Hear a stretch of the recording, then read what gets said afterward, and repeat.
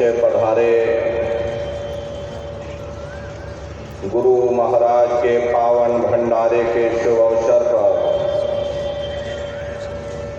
गुरु दरबार में उपस्थित सभी सत्संगी धर्म प्रेमी भाई बहनों को सादर जय गुरुदेव।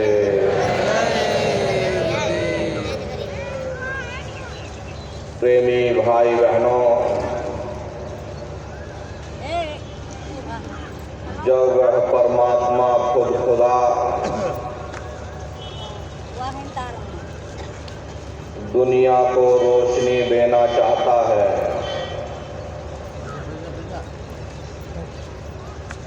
तो वह किसी संत महात्मा के जरिए अपने भेद को जाहिर करता। यही दीन इस्लाम कहता है, यही गीता और कुरान कहती है कि जब वह कुल मालिक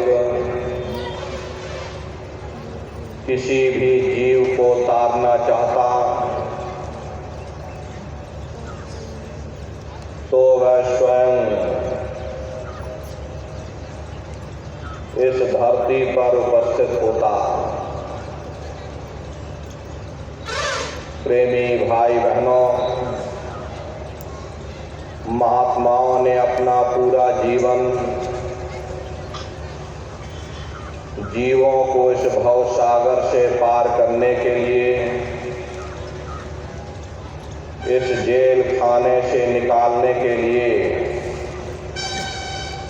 अपना पूरा जीवन समर्पित कर दिया। एक जेल खाने के अंदर बहुत से कैदी रहते हैं। एक परोपकारी आता, वह यह देखता है कि इन बेचारे कैदियों के पास पीने को ठंडा पानी नहीं, वह कुछ धन खर्च करके बर्फ का मीठा शरबत बना करके उन कैदियों को पिलाना शुरू कर देता। प्यासे को पानी पिलाना यह एक अच्छा परोपकार है। फिर दूसरा परोपकारी आता, वह यह देखता है कि इन बेचारे कैदियों के पास खाने पीने को अच्छा भोजन नहीं, वे अच्छे भोजन पकवान बना करके उन कैदियों को खिलाना शुरू कर देता। भूखे को भोजन कराना यह भी एक अच्छा परोपकार है। इन परोपकारियों के परोपकार से कैदियों की हालत सुधरती है, लेकिन वे रहते जेल खाने में ही हैं और कैदी ही कहलाते हैं। फिर कोई तीसरा परोपकारी आता, उसके पास जेल खाने की चाबी रहती है, जेल खाने की कुंजी रहती है और वह चाबी लगा करके उन कैदियों को ही आजाद कर देता। यदि किसी का सबसे बड़ा परोपकार है तो उस चाबी वाले का परोपकार है। ठीक उसी प्रकार से इस संसार रूपी जेल खाने से निकलने की कुंजी, निकलने की चाबी नाम है और वह नाम केवल संतों महात्माओं को ही प्राप्त है। जो जीव इस भव सागर से पार होना चाहते हैं उनके लिए यह जरूरी है किसी संत महात्मा की खोज करें, उनके बताए हुए रास्तों पर चलें और नाम लेकर के नाम की कमाई करें। पहला सतगुरु, दूसरा सत्संग और तीसरा है नाम। ये तीन चीजें हैं जिसके जरिए हम इस भवसागर रूपी जेल खाने से आजाद हो सकते हैं। इसीलिए महात्मा प्रेम से समझाते हैं कि भाई सतगुरु का नाम पुकारो, सतगुरु को हियरे धारो, यानी अपने सतगुरु को हर पल हर क्षण याद करते रहो, श्वास श्वास पर उसका स्मरण करते रहो, उसको याद करते रहो। लेकिन हम जीवों का दुर्भाग्य है कि हम दुनिया के लोग रात दिन दुनिया का सुमरन करने में लगे हुए हैं। हर इंसान अपने अपने काम का सुमरन करता, किसान खेती बाड़ी का सुमरन करता है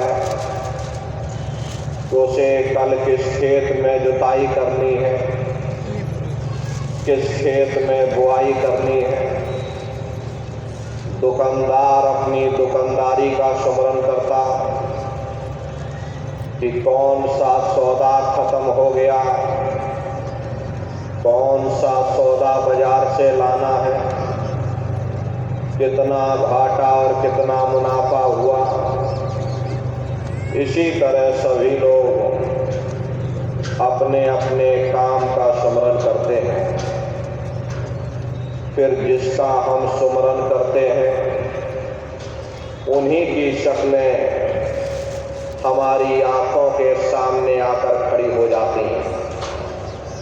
यदि बेटा बेटी का सुमरन करोगे,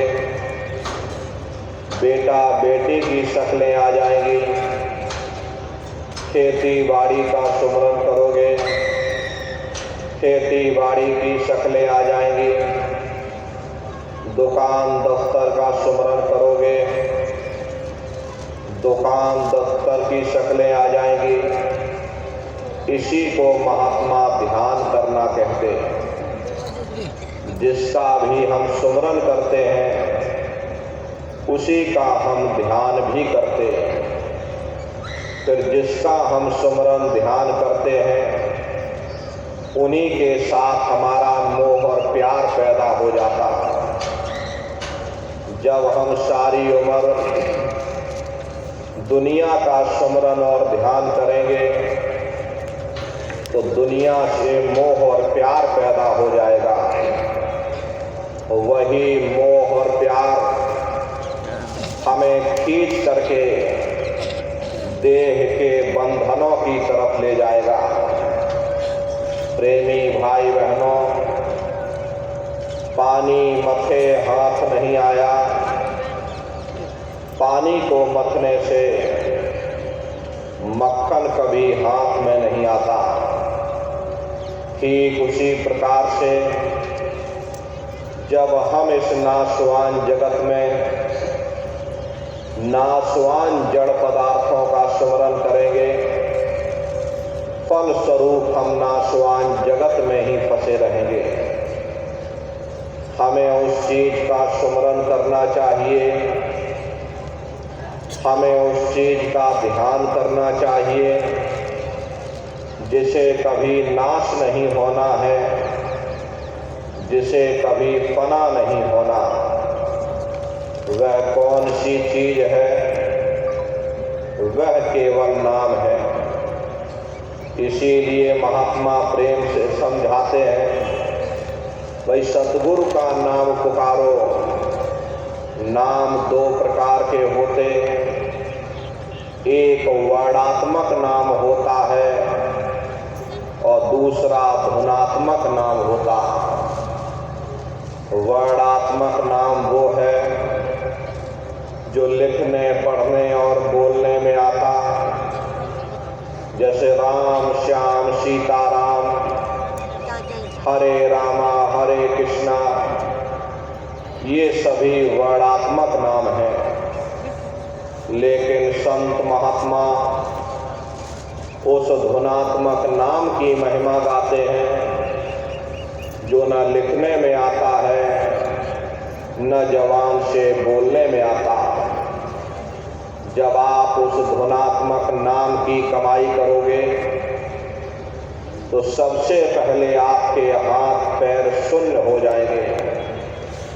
आप खुद महसूस करोगे ये शरीर हमारा नहीं, बल्कि ये पराया मुर्दा है।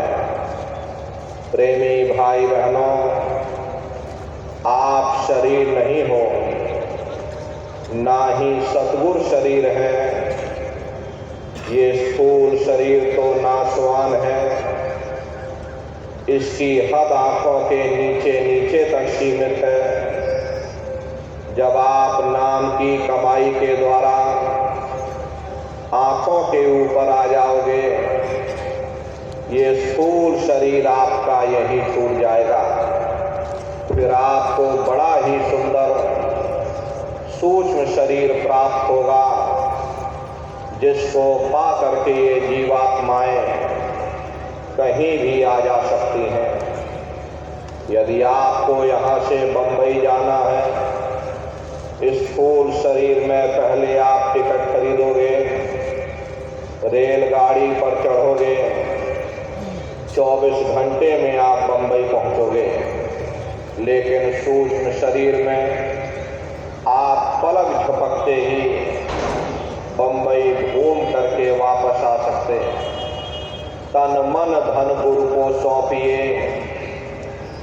अगर तुम रूहानी मंडलों की सैर करना चाहते हो तो अपना सर्वस्व गुरु के चरणों में न्योछावर कर दो। फिर गुरु तुम्हारी संभाल करेंगे। हर पल हर क्षण गुरु तुम्हारे साथ रहेंगे। गुरु नाम रूपी जहाज पर बैठा करके तुम्हें ब्रह्मांडों की सैर कराएंगे। इसीलिए महात्मा जीवों को बड़े प्रेम के साथ समझाते कि भाई सतगुरु पर करो भरोसा, फिर करो न कुछ अफसोसा।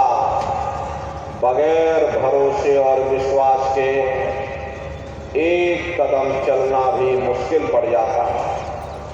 देखो, जब हम रेलवे स्टेशन पर जा करके टिकट खरीद करके रेलगाड़ी में बैठ जाते हैं तो हमें पूरा भरोसा और विश्वास हो जाता कि हम अपने स्थान पर जरूर पहुंच जाएंगे। भले ही रेलगाड़ी लेट हो जाए, लेकिन प्रत्यक्ष रूप से हमें भरोसा और विश्वास होता है कि हम अपने गंतव्य तक जरूर पहुंचेंगे।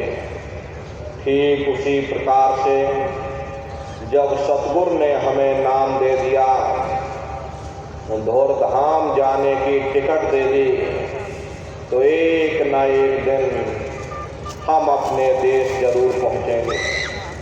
नाम रूपी जीव कभी भी, प्रेमी भाई बहनों, नरकों में नहीं जाते।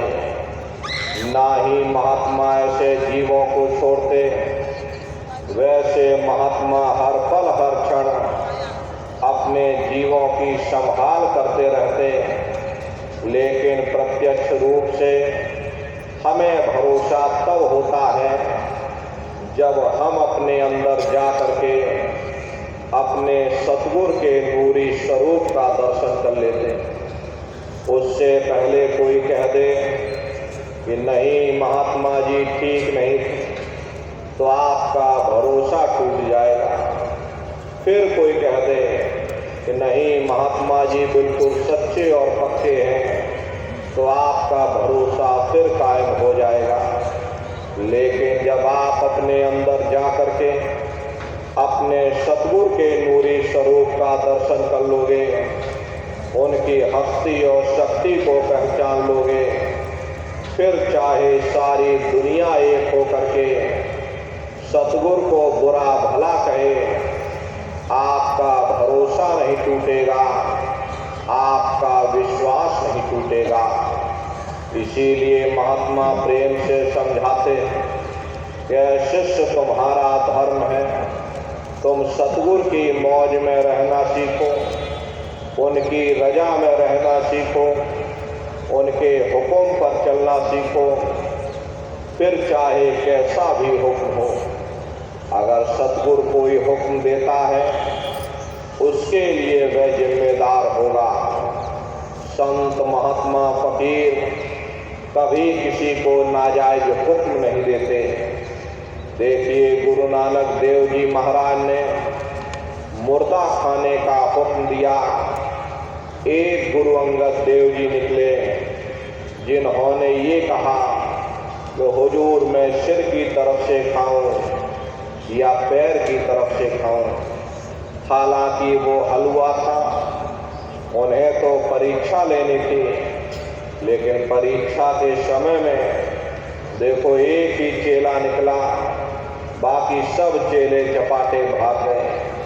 कहने का मतलब ये है कि मुर्शिद का जो भी हुक्म होता है, तालिब के लिए वही हदीस होता, वही वेद होता और वही कुरान होता।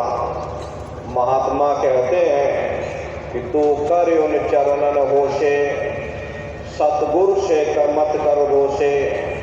यह शिष्य तुम्हारा धर्म है, तुम सतगुरु की मौज में रहना सीखो, उनकी रजा में रहना सीखो, उनके हुक्म पर चलना सीखो, उनसे रूठो मत। कई दफे देखा गया कि हम लोग अपने सतगुरु से ही दूर जाते हैं। कोई छोटी सी घटना हमारे आपके साथ हो जाए, हम लोग सतगुरु को ही बुरा भला कहने लगते। अगर बेटा बेटी नहीं हुए, कह दिया जी छोड़ो गुरुजी को, गुरुजी दया कृपा नहीं कर रहे, चलो कोई दूसरा गुरु करेंगे। मुकदमा नहीं जीते, अजी छोड़ो गुरुजी को, गुरुजी दया नहीं कर रहे, चलो तीसरा गुरु करेंगे। यहाँ तक कि आपकी भैंसिया मर गई तो सारा दोष आपने गुरुजी पर ही मर दिया। प्रेमी भाई बहनों, हमारा और सतगुरु का ताल्लुक, हमें मुकदमा जिताना नहीं, हमें बेटा बेटी देना नहीं, बल्कि हमें धूमधाम पहुंचाना है, जहाँ न फिर जन्मना है और ना ही फिर मरना है।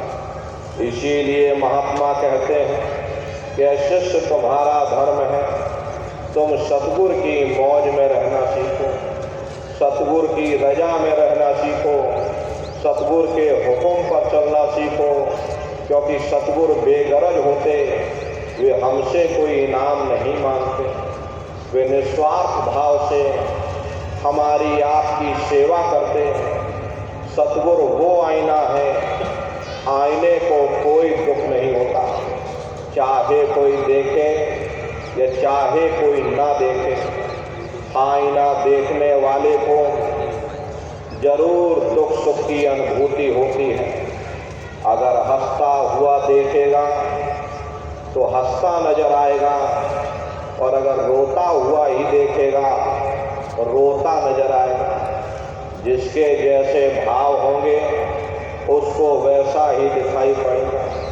महात्मा कहते हैं भाई सतगुरु गति अब सुन मोते, कहीं जात न रंचक मुँह से। संतों महात्माओं की गति मति को कोई बयान नहीं कर सकता। इस भूल भरम अज्ञान के देश में संत महात्मा फकीर कैसे जीवों को पार लगाते, देखो समझा रहे कि 10वें में खेचे नौते, फिर एक करे तो दोते। महात्मा हमारे फैले हुए ख्याल को 9 द्वारों से समेट करके और 10वें द्वार पर एकाग्र कर देते और फिर ख्याल को शब्द के साथ जोड़ करके हमें अपने घर वापस पहुंचा देते। महात्मा कहते हैं भाई तुम करोड़ों जन्म जन्मांतरों से अलग अलग योनियों में भटकते चले आ रहे हैं, कभी सांप, कभी नेवला, कभी कुत्ता और कभी बिल्ली बनते चले आ रहे हैं। बड़े सौभाग्य से तुमको ये मानव तन मिल गया और ये मानव तन 84 से निकलने का एकमात्र दरवाजा है। बड़े ही सौभाग्य से तुम इस दरवाजे पर आ गए हो। अब तुम्हें क्या करना है कि इन 9 द्वारों को खाली करो और 10वें द्वार पर अपने ख्याल को एकाग्र करो, क्योंकि जो नाम हमें मुक्ति देता वह 9 द्वारों में नहीं मिलेगा। इन 9 द्वारों में केवल देवी देवताओं का ही वास है। प्रेमी भाई बहनों, महात्मा जीवों को प्रेम से समझाते हैं भाई अपने फैले हुए ख्याल को 9 द्वारों से समेट करके 10वें द्वार पर एकाग्र करो, जहाँ शब्द धुनकार दे रहा। शब्दारस तो ही पिलावे, जमपुर से फेर मचावे। प्रेमी भाई बहनों, शब्दारस तो ही पिलावे और जमपुर से फेर मचावे। महात्मा हमारे ख्याल को 9 द्वारों से समेट करके 10वें द्वार पर एकाग्र कर देते और ख्याल को शब्द के साथ जोड़ करके मंजिल दर मंजिल हमें अपने घर वापस पहुंचा देते। इसका फायदा क्या होता? जब हमें शब्द की लज्जत मिलना शुरू हो जाती है तो हमारा दुनिया से मोह निकलना शुरू हो जाता, दुनिया से प्यार निकलना शुरू हो जाता। ये दुनिया हमको फना लगने लगती। जिन बेटे बेटियों के लिए हम रात दिन तड़पते रहते हैं, जिस धन दौलत को पाने के लिए न जाने कितने रात दिन कर्म करते रहते, प्रेमी भाई बहनों, उधर से हमारा ध्यान हट जाता और मालिक के चरणों की तरफ लग जाता। भारी अगम तो ही दर्शावे, मार्ग सब तो ही लखावे। जो संगत उनकी करते सो जग से कभी न डरते। जो जीव महात्माओं की संगत और सोहबत में आकर के नाम की लज्जत लेने में लग जाते, शब्द की लज्जत लेने में लग जाते, उनके अंदर से दुनिया का लोक और लाज निकल जाता। प्रेमी भाई बहनों, अगर लोक लाज के अधीन होकर के हम उस मालिक की भक्ति करेंगे, इसका मतलब है कि हमारे अंदर अभी मालिक से मिलने का प्रेम और प्यार पैदा नहीं हुआ। देखिए, हुजूर राय साहब शालिग्राम जी महाराज को आपका कोई मामूली ओहदा नहीं था। आप उन दिनों में उत्तर प्रदेश के पोस्ट मास्टर जनरल हुआ करते थे। पोस्ट मास्टर जनरल का ओहदा अपने आप में बड़ा रुतबेदार ओहदा हुआ करता था, लेकिन आप अपने गुरु की सेवा में इस कदर से लीन थे कि आप आगरा में ही गुरु महाराज के घर से 2.5 किलोमीटर दूर यमुना नदी से पानी की गगरी भर करके अपने गुरु महाराज के स्नान के लिए लाया करते। जिस बाजार से आप होकर के गुजरते थे, वो बाजार आपकी बिरादरी वालों का था। बिरादरी वालों ने ताने मारने शुरू कर दिए, इतना बड़ा अफसर हो करके इसकी मति को क्या हो गया, ये यहाँ पड़ा हुआ साधुओं के पीछे दौड़ लगाता। जब आपको इस बात का पता चला तो आपने अपने पैरों में घुंघरू बांध ली, ताकि जिसको ना पता चला हो उसको भी पता चल जाए। इसको कहते हैं सच्चा प्रेम। जिसके हृदय में प्रेम का चिराग जल जाता, वे दुनिया के तानों बानों का, लोक लाज की परवाह नहीं करते। प्रेमी भाई बहनों, प्रेम तो ऐसा होना चाहिए, माता को जस पुत्र प्यारा, और कामी को कामिन जान, मछली को जस नीर धारा, चात्रिक को जस स्वाद समान। ऐसा गुरु प्यारा जब होगा, तब कुछ आगे राह चला। जैसे माता को अपने पुत्र से प्रेम होता, चंद्रमा को चकोर से, मछली को नीर से, पतंगे को दीपक से। तुम दीपक में भई पतंगा, भस्म किया मन तुमरे संगा। तुम सूरज में किरनी आई, तुमसे निकसी तुम्हें समाई। पतंगा ये नहीं देखता ये दीपक राजा के घर जल रहा या कंगाल के घर जल रहा। हरे उत्तम और चंडाल घर, जहां दीपक उजियार। स्वामी मते पतंग के, सभी ज्योत दीक्षार। ऐसे ही जिनको मालिक से मिलने की ख्वाहिश, वो ये नहीं देखते हैं गुरु के जाति का है, गुरु के धर्म के हैं। हर जात न पूछो साधु की, पूछ लीजियो ज्ञान। मोल करो तलवार की, और पड़ी रहन दो म्यान। प्रेमी भाई बहनों, जब तुम्हारी ये जीवात्मा इस मनुष्य रूपी चोले को छोड़ करके धर्मराज के दरबार में पहुंचेगी, वहां न तुमसे ये पूछा जाएगा कि तुम किस जाति के हो, किस कौम के हो, किस मजहब के हो, तुम हिंदू हो या मुसलमान हो, हिंदुस्तान से आए हो या कहीं और से आए हो। वहां तुम्हारे कर्म देखे जाएंगे, भक्ति भाव देखा जाएगा, मालिक से मिलने का प्रेम और प्यार देखा जाएगा। प्रेमी भाई बहनों, ये जात पात के रगड़े झगड़े ये हमारे अपने नहीं हैं, ये सिर्फ हमारे मन की खुराफात है। आप स्वयं अपनी बुद्धि से विचार करिएगा। जब गुरु नानक साहब नहीं आए थे, तब कोई सिख नहीं था। जब मोहम्मद साहब नहीं आए थे, तब कोई मुसलमान नहीं।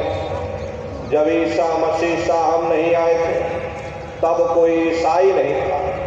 और पीछे लौटते चले जाओ तो केवल मनुष्य ही मनुष्य रह जाते। ये रगड़े झगड़े किसने पैदा किए? हमारे मन ने पैदा किए। किसके लिए? केवल अपने स्वार्थ के लिए। प्रेमी भाई बहनों, महात्माओं का जो उपदेश होता वो कुल आलम के लिए होता है, सारी दुनिया के लिए होता, सारी कायनात के लिए होता। कोई भी महात्मा यहाँ न कोई कौम मनाने आता, न कोई यहाँ मजहब चलाने आते, और न ही आप हमारे हाथों में डंडे और तलवारें देने के लिए आते। आपको सच्चा मार्ग, सनातन मार्ग समझाने के लिए इस धरा भूमि पर शरीर रूप में अवतरित होते और जीवों को समझाने का प्रयास करते। भाई अपने सतगुरु से प्रेम करो, निस्वार्थ भाव से उन संगत की सेवाओं में लगे रहो। जो बेमुख गुरु से फिरते सो भव सागर में गिरते। जिन्होंने गुरु को मनुष्य समझा, साधारण इंसान समझा, या दुनियावी स्वार्थों की पूर्ति हेतु गुरु से विमुख हो गए, उनके सत्संग वचनों से विमुख हो गए, गुरु दरबार को जिन्होंने छोड़ दिया, ऐसे दुर्भागी जीव गुरु से विमुख होकर के 84 के चक्र में फंस जाते। 84 चक्कर खावे, फिर जन्म जन्म दुख पावे।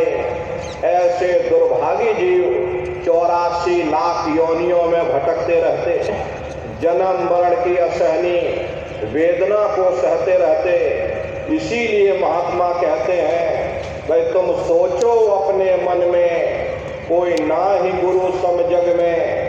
तुम विचार करके देख लेना, दुनिया में गुरु के बराबर तुम्हारा कोई सच्चा रहबर नहीं। कोई सच्चा साथी नहीं। जब मौत आएगी तो न रिश्तेदार काम आएंगे, न कुटुंब परिवार वाले काम आएंगे, न ये सगे संबंधी काम आएंगे। उस समय तुम्हारी कोई मदद करेगा वह केवल तुम्हारा गुरु है। इसीलिए साधक अपने गुरु की महिमा को गाता है और कहता है कि गुरु गुरु में हृदय धरती, गुरु आरत में श्यामा करती।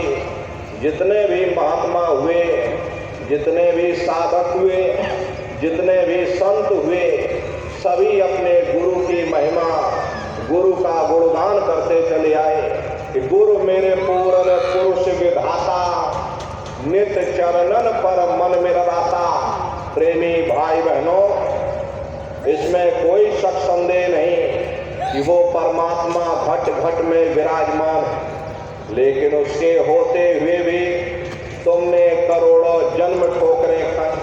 कभी किसी योनि में भटके, कभी किसी योनि में भटके,